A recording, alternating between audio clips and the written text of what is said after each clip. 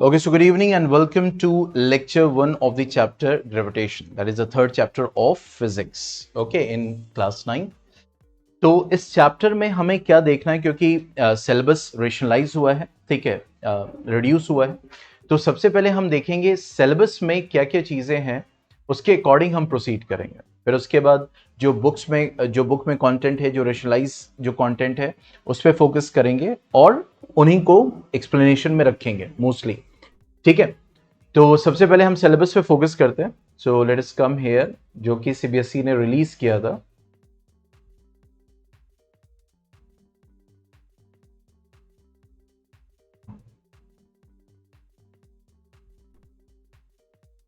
अच्छा, अब ये जो है, इसके बाद जो हमारा चैप्टर होगा दैट विल बी फिजिक्स में ज्यादा है बेसिकली, क्योंकि बायो में हमने टिश्यूज खत्म किया है, ठीक है। तो टिश्यूज और ये जो दो चैप्टर सेल थे, वही मेन चैप्टर है, ठीक है। उसके बाद केमिस्ट्री में हमारा जो बचा हुआ है that is structure of atom and this one, that is atoms and molecules. ये दो चैप्टर बचे हुए, ठीक है। एटम्स एंड मॉलिक्यूल्स में भी बहुत सारी चीजें रिड्यूस हो गई हैं। और हमारा फिजिक्स में मेन फिजिक्स है, मतलब फिजिक्स में ज्यादा चैप्टर्स है 9th क्लास में, ठीक है, जो इन्होंने इंक्लूड किया, मतलब जहां पे जो चैप्टर नंबर ऑफ चैप्टर जिसको कह सकते हैं।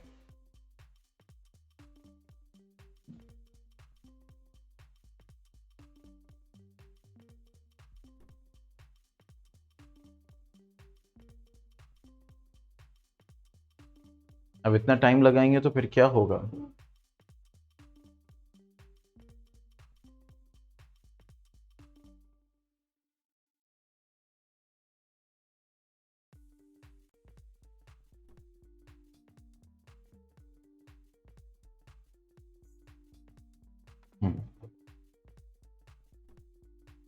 लगता है कि कह रहे हैं बड़ा जिद्दी जो है टीचर है, ये मानेगा नहीं और खुल ही जाओ। तो भाई साहब खुल चुके हैं। तो यहाँ पे अगर हम देखें, देखो दो चीजें हैं। एक तो ग्रेविटेशन का कॉन्सेप्ट है, यूनिवर्सल लॉ ऑफ ग्रेविटेशन, जो कि हम पढ़ेंगे। फिर उसके बाद how the gravity is there, gravity का कॉन्सेप्ट को स्टडी करेंगे। फिर acceleration due to gravity, that is small G, क्योंकि एक्सेलरेशन को हमने जिस चैप्टर में स्टडी किया दैट इज मोशन, ठीक है। और वहां पे ये कॉन्सेप्ट, अच्छा वहां पे रिलेशन निकाला किससे, that is a force and laws of motion में, कि जब किसी बॉडी पे दैट इज अनबैलेंस फोर्स लगता है तो फिर उसमें क्या दिखता है, हमें मोमेंटम में चेंज दिखता है। और उस चेंज इन मोमेंटम को हमने, rate in change in momentum को हमने एक्सेलरेशन बोला। That is mass into acceleration, जो फोर्स का फॉर्मूला है। तो जाहिर सी बात है, जब फोर्स लग रहा है तो एक्सेलरेशन प्रोड्यूस होता है। ये अब क्लियर हो चुका है हमें। किसी भी बॉडी पे अनबैलेंस फोर्स लगेगा तो क्या होगा, उसमें एक्सेलरेशन प्रोड्यूस होगा। तो इसी तरीके से, क्योंकि ग्रेविटी भी क्या है, ग्रेविटेशनल फोर्स है, तो ये भी जिस बॉडी पे लगेगा तो क्या प्रोड्यूस करेगा, एक्सेलरेशन। तो वो ग्रेविटी जो एक्सेलरेशन प्रोड्यूस करती है किसी बॉडी पे, तो उसको कहते हैं एक्सेलरेशन ड्यू टू ग्रेविटी, ठीक है। वो पढ़ेंगे। फिर मास एंड वेट के कॉन्सेप्ट को, और फाइनली हम क्या करेंगे, फ्री फॉल। और फ्लोटेशन में इन्होंने thrust and pressure and Archimedes principle and buoyancy, इसके कॉन्सेप्ट को हम स्टडी करेंगे। और यहां पे देख लेते हैं फिजिक्स का आगे भी जो हमें पढ़ना है। जैसे यहां पे देखो, वर्क, एनर्जी एंड पावर है। कमर्शियल यूनिट को बस नहीं पढ़ना है, ठीक है, law of conservation of energy तक रखना है। कमर्शियल यूनिट हम पढ़ेंगे 10th में, ठीक है। साउंड में भी वही सारी चीजें हैं जो हमें नॉर्मल एक तरीके से मतलब स्टडी करनी है। अब फूड प्रोडक्शन बायो का, यानी बायो में सिर्फ हमारा एक चैप्टर रह गया, दैट इज फूड प्रोडक्शन। और वो भी क्या हो गया, एकदम रिड्यूस हो गया। कुछ सर्टेन टॉपिक्स है जो हमें क्या करने हैं, सिर्फ स्टडी करने हैं, जो मैं अभी डिस्कस कर रहा था, ठीक है। तो कहने का मतलब है, फिजिक्स में इसको छोड़ के दो चैप्टर बचे हुए, ठीक है। बायो में एक चैप्टर बचा हुआ है और केमिस्ट्री में दो चैप्टर। तो कितने हो गए, 2 1 3 2 5। टोटल साइंस में कितने चैप्टर्स बचे हुए हैं, 5। मैथमेटिक्स में कितने बचे हुए, 4 बचे हुए हैं, ठीक है। 4 मैथमेटिक्स में और 5 साइंस में। और हमारे पास अच्छा खासा वक्त है, हमारे पास पूरा सितंबर है, अक्टूबर है, नवंबर है, दिसंबर है, 4 मंथ्स है, ठीक है। तो कोशिश यही रहेगी, आराम से पढ़े, आराम से समझे चीजों को, ठीक है। तो चलिए शुरू करते हैं ग्रेविटेशन को, ठीक है। अब देखो, ग्रेविटेशन जो चीजें हैं उसको समझने से पहले हमें कुछ चीजों को मतलब ऑब्जर्व जो हम करते हैं, जैसे, ठीक है, जैसे हमने पहले चैप्टर में पढ़ा था, फिर दूसरे चैप्टर में उसको स्टडी किया कि जब कोई बॉडी रेस्ट में होती है तो वो रेस्ट में रहती है, बॉडी जब मूव करती है तो वो मूव करती रहती है, बॉडी का डायरेक्शन जो होगा वही रहेगा जब तक कि until and unless an external unbalanced force is applied on it। ठीक है, तो ये तो हर जगह अप्लाई होगा ना, ऐसा तो नहीं है कि सिर्फ ये बॉल पे, ट्रेन पे, आदमी पे और जो है जो छोटी मोटी चीजें उन्हीं पे, नहीं, ये हर जगह अप्लाई होगा। मतलब चाहे वो एक छोटा सा एटम हो और चाहे वो एक बड़ा सा प्लैनेट हो, ठीक है, चाहे वो एक बहुत बड़ा सा सन हो या पूरी गैलेक्सी हो, पूरा यूनिवर्स हो, हर जगह अप्लाई होगा। बात को समझिएगा, ठीक है। तो इसका मतलब ये हो गया कि कहीं भी कोई भी बॉडी मूव कर रही है, बात समझ में आ रही है, कहीं भी किसी भी बॉडी का डायरेक्शन चेंज हो रहा है, कहीं भी उसकी स्पीड में चेंज आ रहा है। आप लोगों ने सुना होगा कि अर्थ की स्पीड जो है वो क्या हो रही है, धीरे धीरे रिड्यूस हो रही है। नासा ने रिपोर्ट किया, तो स्पीड कम होने का मतलब क्या हो गया, अब अर्थ भाई स्पेस में कोई रेजिस्टेंस ही नहीं है, कोई रुकावट ही नहीं है भाई, स्पेस में तो कुछ नहीं है ना, ठीक है, एटमॉस्फेयर में यहां पे है ना, आपके पास एयर है, मॉलिक्यूल्स है, बहुत सारी चीजें हैं। स्पेस में क्या है, कुछ नहीं है।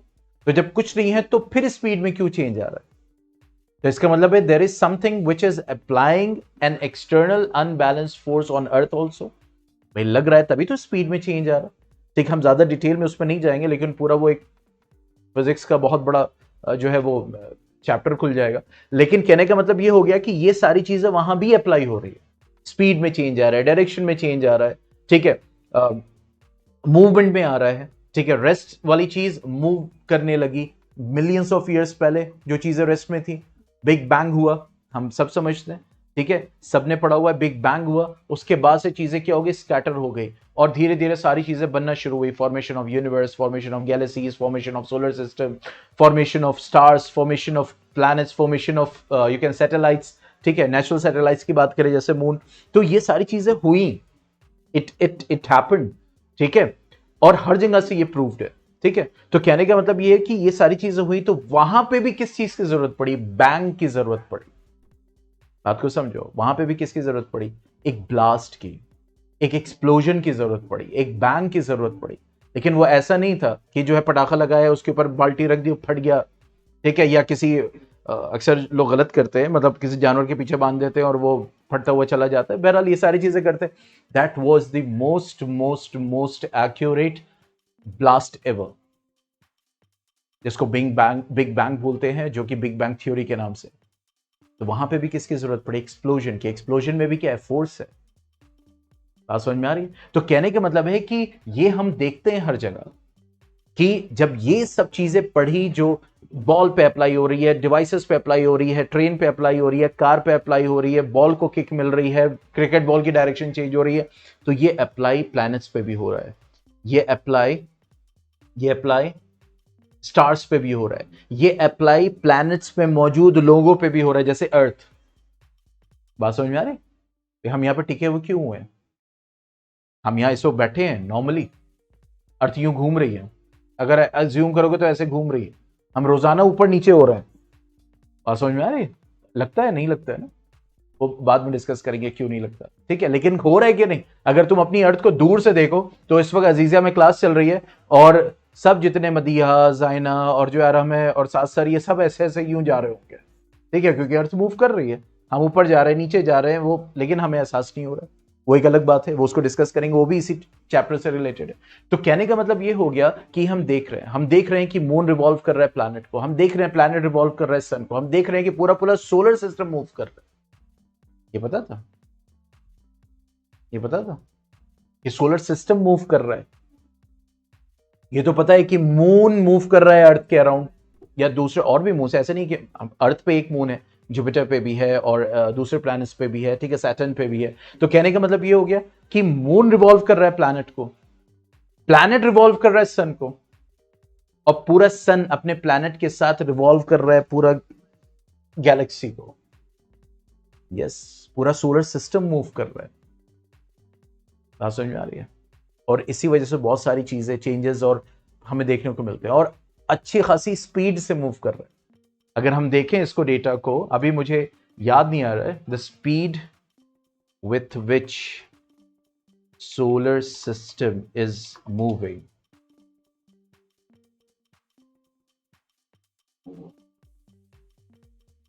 How much? 200 किलोमीटर्स पर सेकेंड, यानी इतनी देर जितनी देर हम लोगों ने डिस्कशन किया है, अराउंड 7 मिनट्स. आप सोचो 7 मिनट्स इंटू 60, ठीक है, कितना हो गया? 420 सेकेंड्स इंटू 200, 000, इतने किलोमीटर्स हम लोग ट्रेवल कर चुके हैं. 84,000 किलोमीटर. आप अंदाजा लगाओ, समझ रहे हो? इतने किलोमीटर हम लोग ट्रैवल कर चुके हैं. यहां पे घर जाने में हालत खराब हो जाती है, ट्रेन का टिकट नहीं मिलता है. लोग कहते हैं ट्रैवल, देखो अल्लाह ताला ने ट्रैवल करा दिया. 84,000 किलोमीटर हम लोग ट्रैवल कर चुके हैं पिछले 7 मिनट में.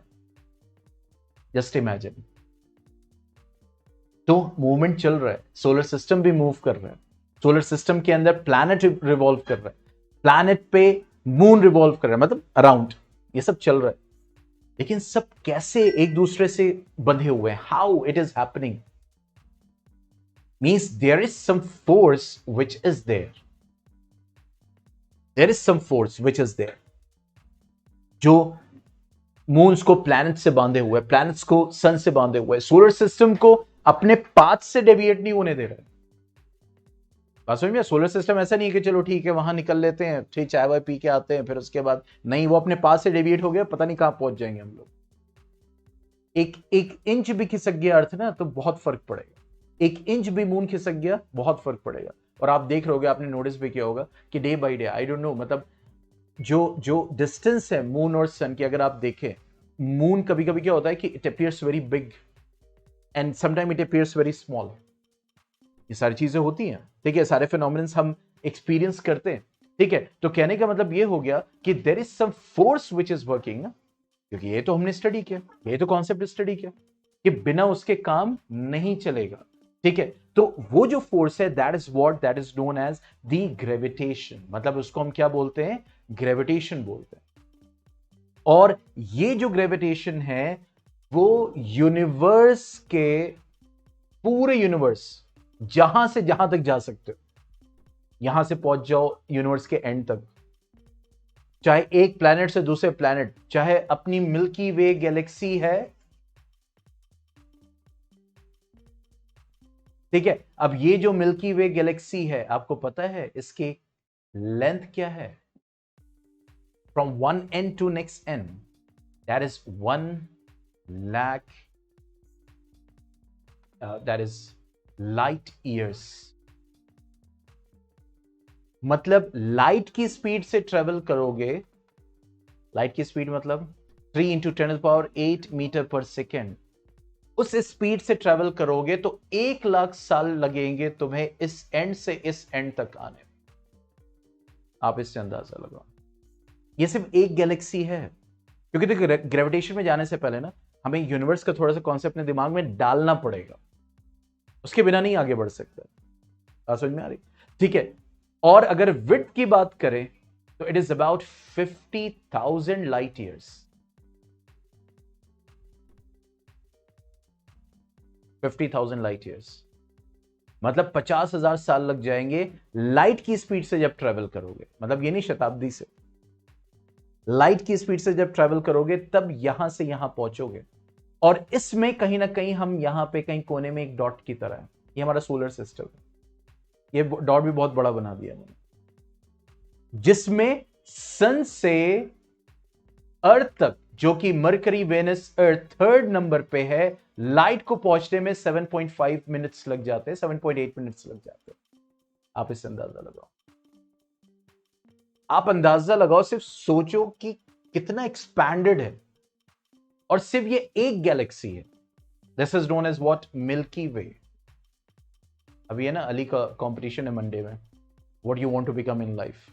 तो इनको एस्ट्रोनॉट बनवाया, मतलब स्पीच देंगे, ड्रेस भी रेडी हो रहा है, ठीक है. तो वही मैं उनको दिखा रहा था सब, इत्तेफाक से आज आप लोग को भी पढ़ाना है. तो ये मिल्की वे है, एक गैलेक्सी है. और ऐसी 10⁻11 गैलेक्सीज हैं बात समझ में आ रही है? कितनी गैलेक्सीज? 1 2 3 4 5 6 7 8 9 10 11, इतनी गैलेक्सीज हैं पूरी यूनिवर्स में, जो कि एस्टिमेटेड है, किसी ने काउंट नहीं किया। Depending on the how much light is coming, उसके हिसाब से साइंटिस्ट कैलकुलेट करते हैं, एस्टिमेटेड है। और ये सब सिर्फ एक यूनिवर्स में है, and that is having around 10^22 stars. आप एक एक करके काउंट करोगे तो पुश्तें खत्म हो जाएगी, नंबर नहीं खत्म होगा। ये सब सिर्फ यूनिवर्स, ये एक यूनिवर्स में, आप अंदाजा लगाओ। तो कहने का मतलब है कि जहां से जहां तक सोच सकते हो, हर बॉडी इस फोर्स को लगा रही है, हर दो बॉडी इस फोर्स को लगा रही है। बात समझ में आ रही?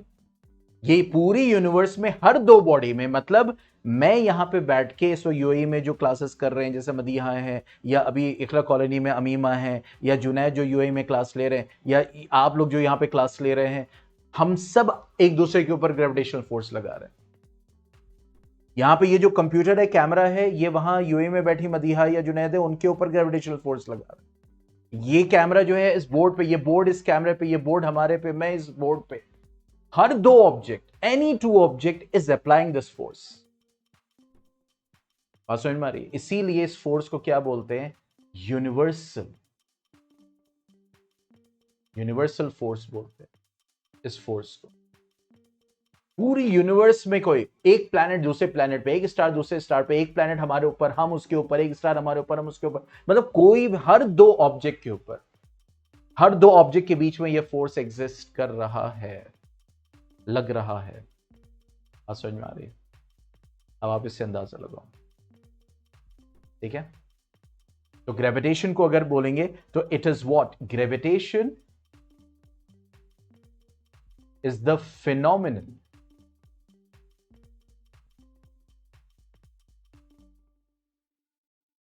of attraction between any two objects in the universe.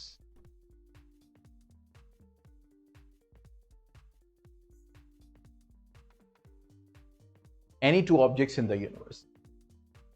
ये जितना मैंने आपको बताया ना, वो सिर्फ और सिर्फ इसका एक तरीके से बैकग्राउंड था, ताकि आप सोच सको जहां तक सोचना हो। बात समझ में आ रही? अब बहुत सारे दिमाग में इतना फोर्स लग रहा है, हमें पता क्यों नहीं चल रहा? बात समझ में? इतने सारे फोर्सेस लग रहे हैं, तो फिर पता, वो सब हम डिस्कस करेंगे।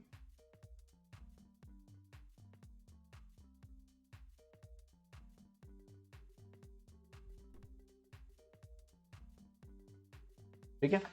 एक चीज जो यहां पे मैं फोकस कराना चाहूंगा, जो अक्सर बच्चे कंफ्यूज होते हैं, gravitation is what? Gravitation is what? It is a phenomenon of attraction.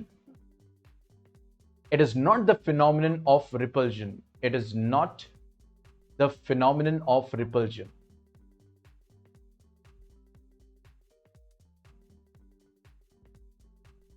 ये पता चला, अब वो रिवॉल्व कर रहे हैं अपने अपने ऑर्बिट में, अब मार्स दिख गया, अर्थ के ना, मार्स से हमें कोई मतलब नहीं है, मार्स जो है हमारी मदद ही नहीं करता है। ठीक है, मार्स पे सब लोग जा रहे हैं और मेरे को भूल गए, मैं मार्स से बात ही नहीं करूंगी। ठीक है, तो ऐसे नहीं काम चलेगा। It's not the phenomenon of repulsion, it's the phenomenon of attraction. अब सब एक दूसरे को अट्रैक्ट कर रहे हैं, तो खींचे क्यों नहीं जा रहे हैं फिर? अब एक स्टार है, इतना बड़ा स्टार है, शाहरुख खान की नहीं बात कर रहा, ठीक है, इतना बड़ा स्टार है सन जो हमारे सामने, तो अगर हमें खींच रहा है तो हम क्यों नहीं खींचे जा रहे? ये दिमाग में है, इसको दिमाग में रखना।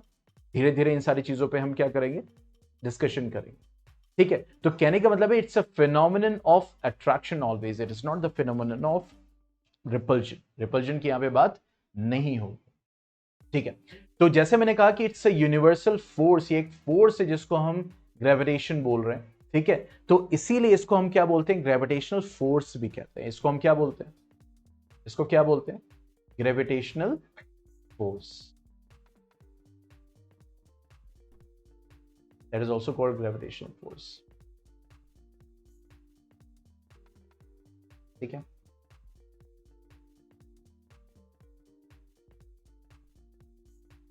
कोई डाउट यहां तक?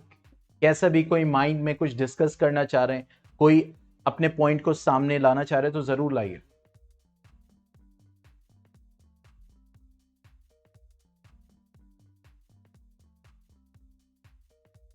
है ना, आपने हमें बता दिया घर पे कि आप करेंगे क्लास?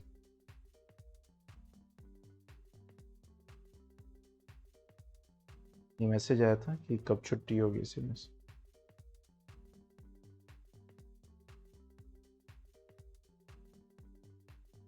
ठीक है, चलिए।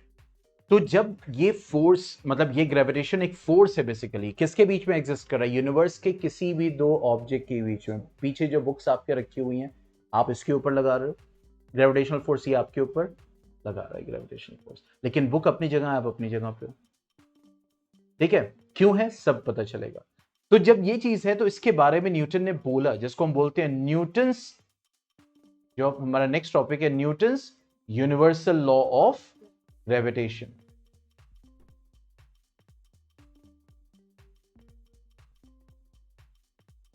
Newton's universal law of gravitation. उसने क्या बोला कि every object in the universe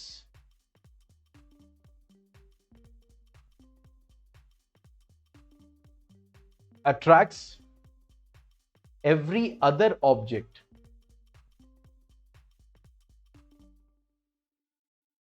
with a force which is, अब ये लॉ दे रहे हैं, बता रहे हैं आपको कि किससे रिलेटेड है, क्या रिलेशन है। ठीक है, जाहिर सी बात है जब दो बॉडी के बीच में है तो उनके दोनों के मासेस होंगे, ज्यादा होंगे कम होंगे। दो प्लैनेट्स को ले लो तो कितने ज्यादा मास हो गया। ठीक है, दो बुक्स को ले लो तो कितना कम मास हो गया। ठीक है, दो एप्पल को ले लो और कम हो गया। दो एटम को ले लो, भाई उसके बीच में भी एग्जिस्ट कर, एटम भी तो एंटिटी है, that is also having mass. तो कहने का मतलब ये हो गया कि एवरी ऑब्जेक्ट, उन्होंने, न्यूटन ने क्या बोला कि every object in the universe attracts every other object with a force which is, मतलब वो बता रहे हैं कि अब क्या, which is directly proportional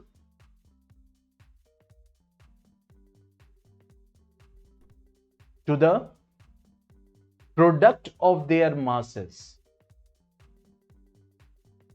product of their masses। यानी जो दो ऑब्जेक्ट हैं इनके मासेस का प्रोडक्ट करो, मतलब क्या करो, मल्टीप्लाई करो। ठीक है, मान लो एक 5 kg है और दूसरा 5000 kg है, और एक 5 kg है दूसरा 10 kg है, तो किसका प्रोडक्ट ज्यादा होगा? एक 5 kg है और एक 5000 kg है, और एक 5 kg है बॉडी और एक 10 kg है। तो क्या बोल रहा है कि force is directly proportional to the product of their masses, मतलब इनको मल्टीप्लाई करोगे तो फोर्स उसके डायरेक्टली प्रोपोर्शनल है।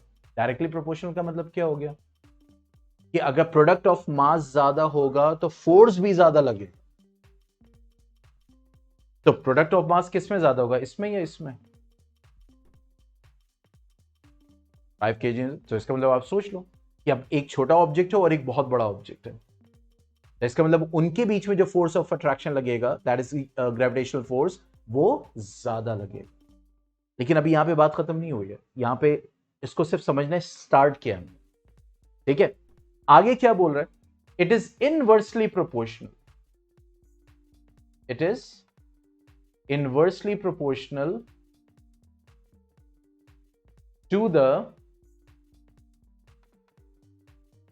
इनवर्सली प्रोपोर्शनल का मतलब कि अगर ये एंटिटी या क्वांटिटी ज्यादा होगी तो फोर्स कम हो जाएगा। अगर ये एंटिटी जो, मतलब क्वांटिटी जो हम डिस्कस करने वाले हैं, ये अगर कम होगी तो फोर्स ज्यादा हो जाएगा। तो वो दूसरी एंटिटी क्या है जिस पे ग्रेविटेशनल फोर्स डिपेंड करता है? वो है डिस्टेंस। है तो स्टार, वो हमारे पर फोर्स लगा रहा है, ठीक है, लेकिन डिस्टेंस क्या है? करोड़ों मील दूर है। बात समझ में आ रही है? तो वो इतना दूर है तो उसका फोर्स क्या हो जाएगा? कम हो जाएगा। इतना कम हो जाएगा कि हमें एक्सपीरियंस ही नहीं होगा। बात समझ में आ रही? ऐसे देखो, ये कैमरा है, अभी आपको अंदाजा हो जाएगा कितनी वैल्यू, अभी ये कैमरा है और ये मैं हूं और हमारी क्लास हो रही है। ठीक है, तो यहां पे ये कैमरा है और ये हम है, ठीक है। अब इसका मास और इसका मास मल्टीप्लाई करो, कुछ ना कुछ आएगा। अभी आपको खुद अभी आगे जब पढ़ेंगे ना अंदाजा हो जाएगा कि सर जो बात कर रहे हैं, अरे तो फोर्स लग रहा है, डिस्टेंस कम है, फोर्स ज्यादा लगेगा, लेकिन प्रोडक्ट ऑफ मास भी तो कम आ रहा है। एक मैं हूं और एक इतना बड़ा स्टार है जो सन से भी 100 गुना बड़ा है, हम दोनों एक दूसरे के ऊपर फोर्स लगा रहे हैं, एकदम आंख के आंख डाले जो एक दूसरे को फोर्स लगा रहे हैं, लेकिन वो करोड़ों मील दूर है। तो इससे क्या हो गया, मास ज्यादा होने की वजह से भी फोर्स क्या हो गया, कम हो गया। यहां करीब होने की वजह से भी फोर्स क्या हो गया, कम हो गया, क्योंकि मास एकदम ना के बराबर है। ठीक है, अभी अंदाजा होगा आपको जब हम वैल्यूज पे आएंगे। इसीलिए ये फोर्स लगा रहा है लेकिन हमें एक्सपीरियंस नहीं हो रहा है, वैल्यू इतनी कम है डेसिमल्स में, तो हमें एक्सपीरियंस नहीं हो रहा। और सिर्फ हम ये नहीं है, इतनी सारी चीजें, तो सब इतने जो फोर्स लग रहे हैं तो ऑटोमेटिकली सब एक दूसरे को नेट नलीफाई बैलेंस कर रहे हैं। इसलिए हम जहां पे हैं वहीं पे हैं। बात समझ में आ रही? जहां पे अनबैलेंस होगा, अब आप देखो हवा चलेगी, अभी अभी रिसेंटली कहां पे वो आया ना मक्का में, अभी कितना तूफान आया, आदमी उड़े जा रहे हैं, तो कहीं ना कहीं अनबैलेंस लगा ना फोर्स, तो वो आदमी जो है वो अपने जो है वो कंट्रोल में नहीं है, वो उड़ रहा है। उड़ रहा है मतलब ऐसा भी नहीं है फ्लाई, मतलब जो है मतलब फिसलते चले जा रहे हैं। तो इसका मतलब कहीं ना कहीं क्या हो रहा है, तो वो जो हवा है और जो आदमी थे उनके बीच में ग्रेविटेशनल फोर्स लग रहा था, लेकिन उस फोर्स के साथ साथ वही हवा थी, वही आदमी था, सब नॉर्मल चल रहा है, लेकिन वही हवा और वो अब क्या हो गया, कहीं ना कहीं अनबैलेंस आया है, जिसकी वजह से आप फोर्स लगा रहे हो तब भी आप अपने आप को रोक नहीं पा रहे हो, क्योंकि वो फोर्स एक्सीड कर रहा है आपके फोर्स से। नेट फोर्स इधर जा रहा है, इसलिए आप इधर खिसकते हुए चले जा रहे हो। बात समझो, यहां पे फिजिक्स को समझते हैं। तो कहने का मतलब ये हो गया कि हर कोई फोर्स लगा रहा है, मतलब हर जगह कोई भी आप ऑब्जेक्ट देख लोगे सब आपके ऊपर फोर्स लगा रहा है, लेकिन सिर्फ वही नहीं लग रहा है, कई सारे फोर्स लग रहे हैं। तो ऑटोमेटिकली क्या हो गया, सब बैलेंस हो रहा है कहीं ना कहीं। One thing. Second thing, values इतनी कम हो जा रही हैं फोर्स की, ये आंसर है उसके लिए, वैल्यूज इतनी कम हो जा रही हैं कि वो एकदम नेग्लिजिबल है, ना के बराबर। ठीक है, मान लो एक बच्चा कहेगा, छोटा सा है 1 महीने का, तो कहेंगे देखो आप इसको परेशान मत करो, तो बच्चे से मैं बोल दूंगा ठिकाने लगा देगा आपको। तो कहेंगे भाई कौन है, तो पता चला गोद में पड़े हुए हैं, तो ये क्या कर पाएगा, ज्यादा कितना फोर्स लगेगा, यूं लगेगा, दैट्स इट। और इतने तो लोग अपने गाल पे लगवा भी लेते छोटे बच्चे से। ठीक है, तो वहां पे क्या हुआ कि फोर्स लग रहा है लेकिन ना के बराबर है, तो आपको कोई इफेक्ट ज्यादा नहीं। तो इसी तरह बहुत सारे फोर्सेस वर्क कर रहे हैं, ग्रेविटेशनल फोर्सेस वर्क कर रहे हैं, लेकिन हमें क्या हो रहा है, हमें एक्सपीरियंस नहीं हो रहा है because of very minimal value. One thing. Second thing balancing. ये अर्थ हमारे ऊपर अच्छी खासी फोर्स लगा रही है, इसलिए हम एस्केप नहीं कर पा रहे। सोचो एक रॉकेट को कितना फोर्स लगाना पड़ता है इस अर्थ की ग्रेविटेशनल फोर्स को एस्केप करने के लिए। आप सोचो, अंदाजा लगाओ, इतना हैवी रॉकेट होता है, इतना ज्यादा उसको फोर्स लगाना पड़ता है opposite, law of conservation of momentum हमने पढ़ा लास्ट चैप्टर में, 9th क्लास में ही पढ़ा ना, रॉकेट का था, रॉकेट लॉन्चिंग। ठीक है, चंद्रयान 3 पे भी हो गई। तो कहने का मतलब है कितना सोचो फोर्स लगाना पड़ता है अपोजिट कि इस अर्थ के ग्रेविटेशनल फोर्स को एस्केप करने के लिए, ताकि निकल सके, नहीं तो निकल ही नहीं पाएगा, अर्थ खींच लेगा। लेकिन क्या इस वक्त एहसास हो रहा है आपको? जरा सा भी एहसास नहीं हो रहा। कोई अभी आपको पकड़ के कोई खींचे तो आपका अभी हाथ पेन करने लगेगा, लेकिन अर्थ ने आपको खींचा हुआ है, आपको एहसास नहीं हो रहा है। क्यों? Because that force is there but it is being balanced by, जैसे आपके ऊपर प्रेशर पड़ रहा है एयर का, इतना ज्यादा पड़ रहा है, इतना ज्यादा एयर का प्रेशर पड़ रहा है कि अगर आप उसको वैल्यू में लेना चाहो तो इतना प्रेशर है कि एक बस में, पूरी भरी हुई बस है आदमियों से, और आपके सर पे रख दी जाए, इतना प्रेशर इस वक्त है, लेकिन हमें एहसास नहीं हो रहा बिकॉज ऑफ बैलेंसिंग। फोर्स है, इसीलिए मैंने जो लास्ट चैप्टर में बताया था कि बैलेंस फोर्स का मतलब ये नहीं होता कि फोर्स एब्सेंट है।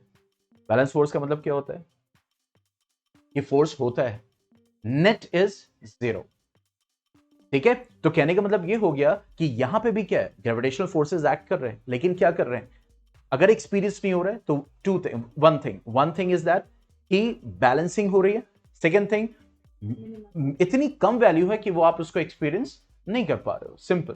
ठीक है, तो अब सेकेंड क्या है, ये इनवर्सली प्रोपोर्शनल है किसके, टू द स्क्वायर ऑफ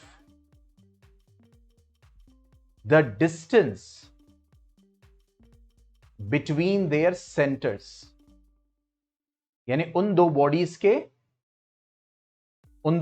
के सेंटर्स के बीच। जैसे मान लो ये एक बॉडी है, ठीक है, ये इसका सेंटर है, ये दूसरी बॉडी है।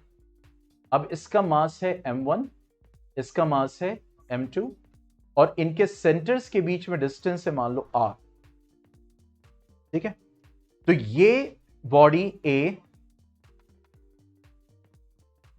इस पे फोर्स लगा रही है और ये बॉडी B इसके ऊपर फोर्स लगा रही है। अब ये बताओ क्या ये फोर्स बैलेंस नहीं हो जाएगा? हो जाएगा ना, क्योंकि जो फोर्स A B पे लगा रहा है वही फोर्स B A पे लगा रहा है। अब कुछ दिमाग में आ रहा होगा, लेकिन फोर्स एग्जिस्ट कर रहा है, याद रखिएगा, बाइंडिंग है, ऐसा नहीं है फोर्स जीरो है। Force is not zero, force is existing.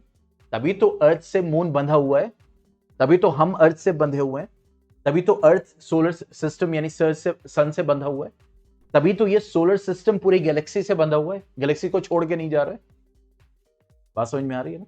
ठीक है, तो अब ये जो फोर्स है that is what the gravitational force. तो force is equal, gravitational force is equal to what, या इसको ऐसे समझ लें, यहीं पे इंट्रोड्यूस करेंगे नया कॉन्सेप्ट, ठीक है, is proportional to what, product of their masses upon r square.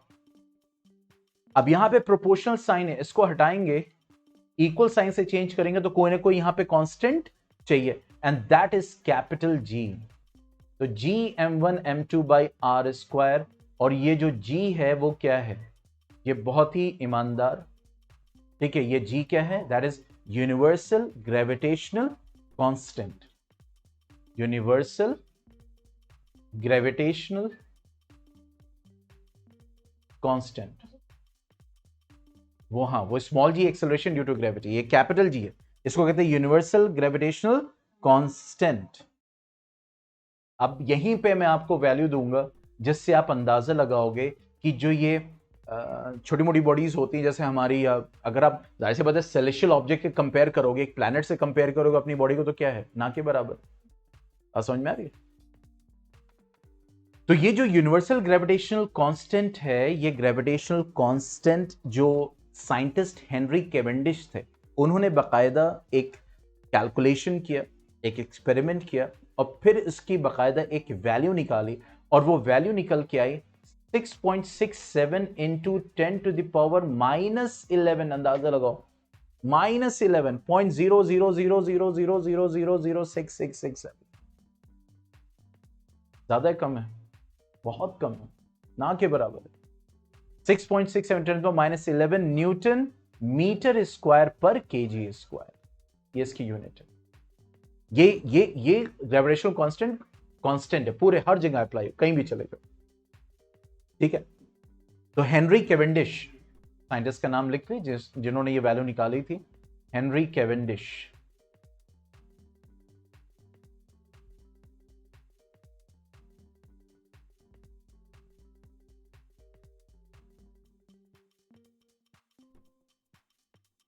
इसीलिए ये जो जी है, फोर्स तो डिपेंड करेगा किस पे, उसके मास पे डिपेंड करेगा, उसके प्रोडक्ट पे और उसके डिस्टेंस के स्क्वायर पे, लेकिन ये जो स्मॉल जी है ये किसी पे डिपेंड नहीं करेगा, न मास पे, न डिस्टेंस पे, न उसके साइज पे, न शेप पे, कहीं नहीं, हर जगह कांस्टेंट रहेगा, हर जगह, चाहे कोई से भी, पूरी यूनिवर्स की कोई सी भी जगह हो, हर जगह क्या है, यही वैल्यू है, इल्ला माशाअल्लाह, मतलब जो बाकी अल्लाह को मालूम, ये तो साइंटिस्ट ने किया, लेकिन बाकी अल्लाह को मालूम है कि कहीं हो सकता है, भाई हो सकता है ऐसी जगह हो जहां पे ये वैल्यू भी वर्क ना करती हो, ठीक है। बहरहाल, तो कहने का मतलब ये हो गया, हेनरी कैवेंडिश ने इसकी वैल्यू कैलकुलेट की। अब इससे अंदाजा लगाओ, इससे अंदाजा लगाओ, क्या अंदाजा लगाओ, अब आते हैं कि स्पेशल केस पे, मान लो दो ऑब्जेक्ट हैं और दोनों का मास कितना है, 1 kg 1 kg, अंदाजा लगाओ, मान लो ये दो हैं, 1-1 किलो के दो। अब एकदम प्रैक्टिकल सिचुएशन है ये, मतलब ये 1 किलो के दो नहीं है, मतलब मान लो, और ये दोनों एक दूसरे से 1 मीटर दूर रखे हुए। कितने दूर रखे हुए? 1 मीटर। ठीक है, तो 1 मीटर अगर दूर रखे हुए हैं एक दूसरे से, अब देखो दो ऑब्जेक्ट जिनका मास 1 kg है और 1 मीटर दूर है एक दूसरे से, तो कितना फोर्स लग रहा है इनके बीच में? अगर फॉर्मूला देखोगे तो यही तो होगा, 6.67 इंटू 10⁻11 इंटू 1 अपॉन 1, यही तो होगा न्यूटन। तो देखो फोर्स कितना लगा, 6.67 इंटू 10⁻11 न्यूटन। कितना कम है? 0.00000000667 न्यूटन। तो इसीलिए जो दो 1 किलो के ऑब्जेक्ट है जो 1 मीटर दूर है एक दूसरे से, आप सोचो कितनी ना के बराबर वैल्यू, मतलब फोर्स लग रहा है दोनों के बीच में, तो क्या एक्सपीरियंस होगा? कुछ नहीं, महसूस ही नहीं होगा, जिसको कह सकते हैं, बट एग्जिस्ट कर रहा है, लग रहा है। ठीक है, तो यहां पे हमने प्रैक्टिकली एक सिचुएशन देख ली, इसको लिख लीजिए कभी कभी एमसीक्यू के फॉर्म में, या मतलब जिसको कहते हैं ना कि आ सकता है। तो कितना वीक ग्रेविटेशनल फोर्स है जिसको हम देख सकते हैं यहां पे। तो कोई ऑर्डिनरी ऑब्जेक्ट्स, जैसे ये सब ऑर्डिनरी ऑब्जेक्ट्स ही होंगे, तो उसके बीच में ग्रेविटेशनल फोर्स की वैल्यू इतनी कम होती है कि वो इतना वीक होता है कि कुछ कहने की जरूरत ही नहीं, तो एक्सपीरियंस ही नहीं, इसीलिए हमें फोर्स नहीं एक्सपीरियंस होता है।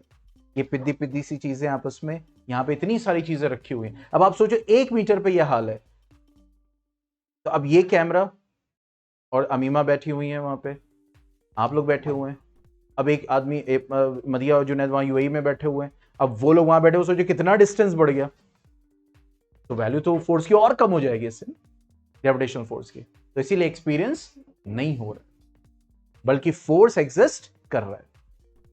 तो यहां पे एक और चीज समझेंगे कि जब ये ग्रेविटेशनल फोर्स है, तो जाहिर सी बात है इसकी एसआई यूनिट क्या होगी? न्यूटन होगी। एसआई यूनिट क्या होगी? That will be Newton.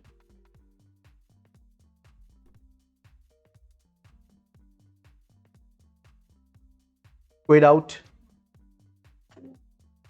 इतना जो मैं चीखा चिल्लाया हूं, इसको कोई ऐसा तो नहीं कुछ माइंड में डाउट है या किसी टाइप का कोई कंफ्यूजन है?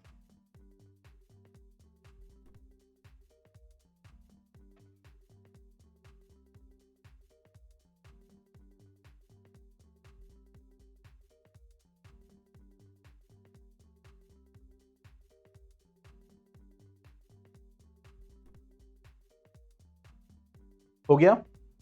हो गया? अब आते हैं इंपॉर्टेंस, यानी यूनिवर्सल लॉ ऑफ ग्रेविटेशन क्या इंपॉर्टेंस है, तो ऑलरेडी डिस्कस कर लिया, बस उसको थोड़ा सा लिख लेंगे ताकि आपको, हाँ सर ने पढ़ाया था। हाँ, मतलब कभी कभी ये माइंड में होता है ना, साइकोलॉजी में आपको बता रहा हूँ, बहुत सारी चीजें सीखने को मिली इन 10-11 सालों में, 12 सालों में।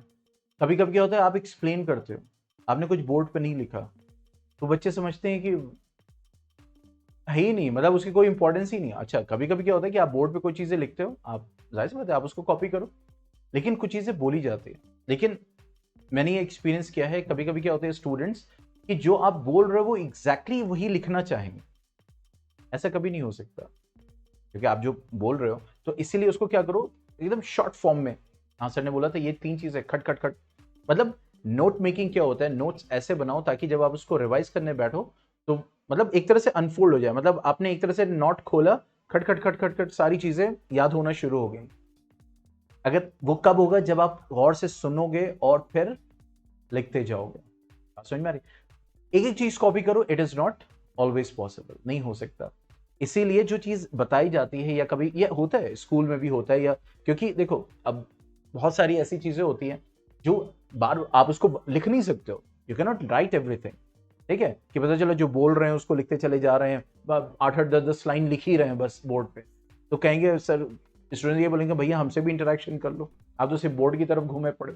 ठीक है, उसका भी मैंने इलाज ढूंढ लिया कि पढ़ाओ तो 24 घंटे ऐसे ही सामने ही पढ़ाओ, बहरहाल तो कहने का मतलब है उस चीज को हम नोट करें तो बहुत ही, तो मैंने बताया तो है सारी चीज। अभी देखो जब मैं लिखना शुरू करूंगा ना सारी चीजें याद होना शुरू हो जाएंगे। देखो तो importance of it, what is the importance of universal law of gravitation? What is the importance? First thing that is the gravitational force of attraction of earth is responsible for binding terrestrial things। हम जो रुके हुए हैं, पहाड़ जो अर्थ पे टिका हुआ है, पानी जो अर्थ पे टिका हुआ है, वो सब किसकी वजह से? इसी की वजह से। तो it helps in, you can say, binding all terrestrial objects on earth। क्या हमने डिस्कस नहीं किया था इसको एक्सप्लेनेशन में? ये पॉइंट नहीं आया था? आया था ना कि भाई सारी चीजें जो है वो टिकी हुई हैं वो इसी फोर्स की वजह से। ठीक है, it helps in holding atmosphere on earth. इसीलिए यहां से एक पॉइंट और यहां पे मैं आपको बताऊंगा कि यही वजह है, इसको सुनिए गौर से, यही वजह है कि मून हैज नो एटमॉस्फेयर। अब आप कहोगे क्या वजह है? बात को समझो, अब इसको रिलेट करने की कोशिश करना। मून के ऊपर कोई एटमॉस्फेयर नहीं है, इसी वजह से मून का टेम्परेचर रात में इतना ठंडा हो जाता है, दिन में इतना गर्म हो जाता है कि लाइफ एग्जिस्ट करना पॉसिबल नहीं। ये जो एटमॉस्फेयर है ना अर्थ के अराउंड, ये टेम्परेचर को रेगुलेट करता है, ना ज्यादा होने देता है ना बहुत कम होने देता है। बात समझ में आ रही? तो अगर यही एटमॉस्फेयर अर्थ से हटा दो तो दिन में इतना टेम्परेचर हाई हो जाएगा कि कोई यहां पे नहीं रह सकता, सारा पानी वानी सब उड़ जाएगा, और रात में इतना ठंडा हो जाएगा एटमॉस्फेयर ना होने की वजह से। तो ये एटमॉस्फेयर अर्थ पे जो रुका हुआ है, क्यों रुका हुआ है? Because of the force. ठीक है, जो ग्रेविटी लग रही है, जो ग्रेविटेशनल फोर्स लग रहा है एटमॉस्फेयर पे, वो इसको रोका हुआ है ना। ठीक है, मून पे एटमॉस्फेयर नहीं है, क्यों? अभी मैंने आपको कुछ देर पहले एग्जांपल दिया था कि एक रॉकेट को अर्थ से बाहर जाने के लिए इतना फोर्स लगाना पड़ता है कि वो अर्थ के ग्रेविटेशनल फोर्स को स्केप कर जाए। बात समझ में आ रही? यानी जितना अर्थ उसके ऊपर लगा रही है तो उसको फोर्स उतना ही लगाना है या उससे ज्यादा लगाना है? ज्यादा लगाना है। तो होता क्या है कि मून पे जो ग्रेविटी है, मून के जो ग्रेविटेशनल फोर्स है और उसके ऊपर जो एटमॉस्फेयर था, एटमॉस्फेयर किसकी वजह से? मॉलिक्यूल्स की वजह से, पार्टिकल्स की वजह से, और पार्टिकल्स मूव करते हैं। तो वो जो पार्टिकल है वो मूव करने की वजह से मून जितने ग्रेविटेशनल फोर्स लगा रहा है उससे ज्यादा वो फोर्स मतलब लगाते, उतनी ज्यादा वेलोसिटी होती है उनकी, और वो मून के एटमॉस्फेयर को छोड़ देते हैं। बात समझ में आ रही? अब देखो, कनेक्ट करो rocket, atmospheric particles on moon. तो इस रॉकेट को अगर अर्थ को छोड़ना है तो क्या करना पड़ेगा? इतना फोर्स लगाना पड़ेगा कि अर्थ के ग्रेविटेशनल फोर्स से ज्यादा हो, तभी ये बाहर निकल पाएगा। तो मून का जो ग्रेविटेशनल फोर्स है वो से बहुत कम है, 1/6 है। ठीक है, तो जितना वो ग्रेविटेशनल फोर्स लगाता है उससे ज्यादा, मतलब वो जो वहां पे एटमॉस्फेयर थे, पार्टिकल्स थे, अब नहीं है, थे, तो वो क्या हुआ, उनकी वेलोसिटी इतनी थी कि वो उसको एस्केप कर जाते हैं। बात समझ में आई? तो इस वजह से मून के ऊपर कोई एटमॉस्फेयर अब नहीं है, क्योंकि कोई भी पार्टिकल होता है तो मून की ग्रेविटी इतनी कम है कि आपने देखा होगा, अब यहां से जाते हैं जो एस्ट्रोनॉट जाते हैं तो क्या होता है, ऐसे जंप कर रहे होते यूं यूं, और यहां पे वो जो स्पेस सूट पहनते हैं वो इतना हैवी होता है, वहां जाके उतना ही हल्का हो जाता है, because of less gravity than earth. कितनी होती है? 1/6। तो वो जो स्पेस सूट होता है ना बहुत भारी होता है। मैं आपको बताऊं एग्जैक्ट अगर वैल्यू, वेट ऑफ,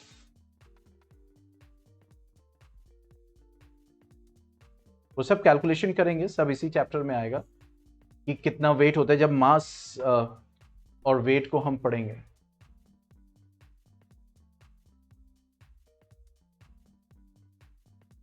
अब देखो कितना है, 82 kg, और मून पे पहुंचते कितने का हो जाता है? 14 kg। आप सोचो 82 kg का सूट, आप अंदाजा लगाओ। तो वही है, मतलब आप मान लो कि इस वक्त मेरा होगा 90 के करीब, उतने ही किलो मेरे ऊपर और डाल दिया गया, इतना होता है, और वहीं जाके उसी स्पेस सूट के साथ क्या हो रहा है, वो जंप कर रहे हैं। ठीक है, तो आप सोचो कितना हल्का हो जाता है। अब वो स्पेस सूट सोचो जो 14 किलो का हो गया, वो पार्टिकल सोचो जो एटमॉस्फेयर बना रहा है, तो उसके पास इतनी वेलोसिटी होती है कि वो स्केप कर जाता है। अर्थ की सॉरी मून की ग्रेविटेशनल फोर्स को क्या कर जाता है, स्केप कर, तो इसलिए वहां पे कोई एटमॉस्फेयर नहीं है। इसीलिए धूल वूल भी आपने देखा होगा एकदम वैसे होता है, मतलब क्रेटर्स पे क्या होता है, एकदम कुछ नहीं है वहां पे, नथिंग इज देयर, मतलब हवा में कुछ नहीं। ठीक है, आगे बढ़ते हैं। इसीलिए कि अगर मान लो वहां पे इतना खतरनाक तरीके से जंप कर लिया तो वो मतलब प्रैक्टिकली वैसे नहीं पॉसिबल है किसी आदमी के लिए।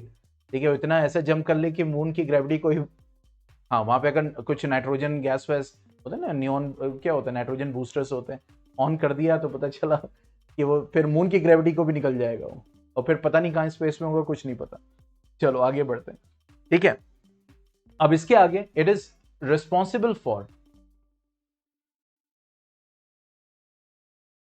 ठीक है, रेनफॉल, स्नोफॉल। भाई बारिश हो रही है तो वो अर्थ पे आ रही है ना, इधर उधर तो नहीं जा रही कि चलो टहल के आ जाते हैं मार्स से फिर वापस अर्थ पे आगे गिर जाएंगे। वो यहीं क्यों आ रही है, because of gravity, because of gravitational force. ठीक है, okay. Flow of water in reverse,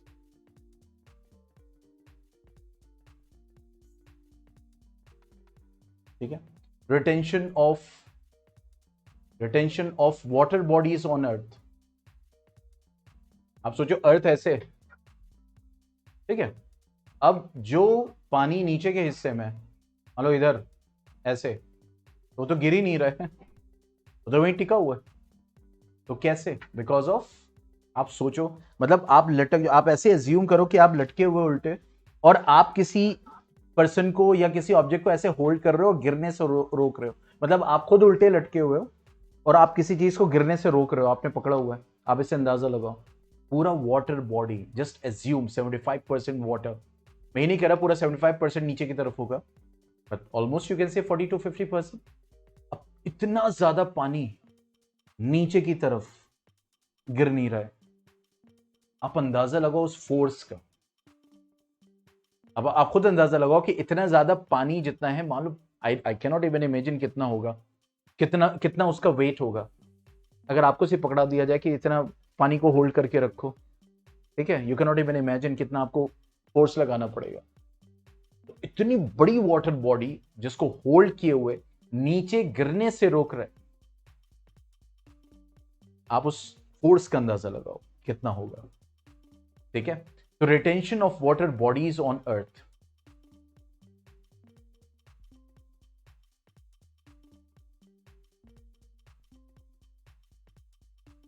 ठीक है। सैटेलाइट्स यानी नेचुरल सैटेलाइट्स की अगर बात करें, जैसे मून हो गया, रिवॉल्व्स अराउंड अर्थ,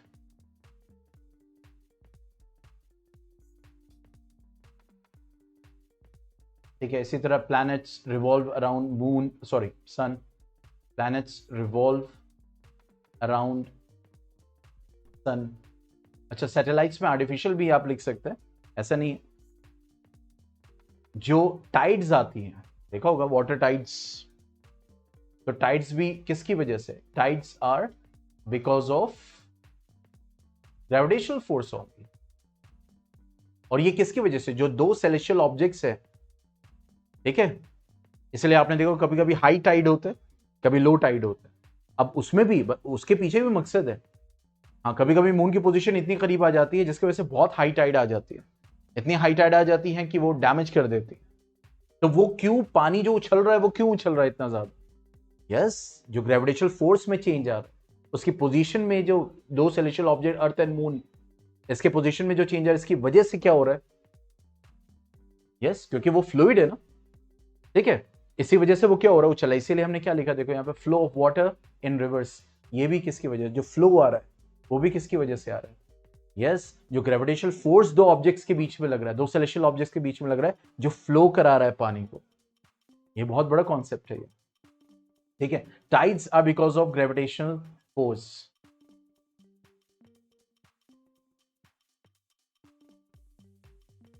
और टाइडल एनर्जी, क्योंकि टाइड्स होते हैं तो अब वहां पे क्या होता है, डिवाइसेस लगा देते हैं, टाइड्स रुकती हैं तो सीधा उन टर्बाइंस पे गिरती हैं, टर्बाइंस घूमते हैं, इलेक्ट्रिकल एनर्जी प्रोड्यूस होता है, तो वहां पे भी एनर्जी ढूंढ ली, ठीक है, तो टाइड्स हो रहे हैं ग्रेविटेशनल फोर्स की वजह से, लेकिन जब टाइड उठ रहा है और फिर जब नीचे गिरता है पानी, तो वहां पे भी उससे एनर्जी हार्वेस्ट हो रही है, जिसको टाइडल एनर्जी कहते हैं। कुछ नहीं, जब वो गिर रहे हैं, टरबाइन पे गिर रहे हैं, टरबाइन घूम रहे हैं और वो क्या बना रहा है, इलेक्ट्रिसिटी, सिंपल। ठीक है,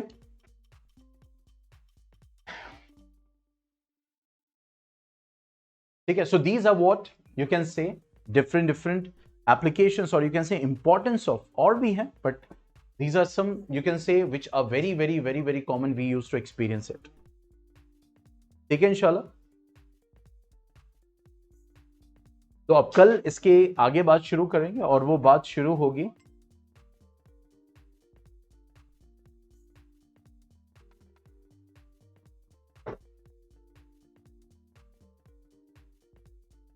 ठीक है। तो we'll start इंशाल्लाह।